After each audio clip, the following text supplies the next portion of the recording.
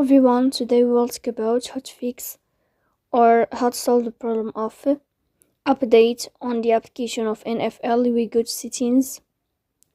In this page, if we go to apps, default apps, app settings. On above, we will search about NFL and you can click here. Then in this page of app info, we click on first stop and you can click OK. Here you will enter to the window of storage. Then we click on clear cache, but pay attention, don't click clear data because that can delete your account. In the end, you can turn off your phone and you can wait a moment to restart your phone again to fix that problem.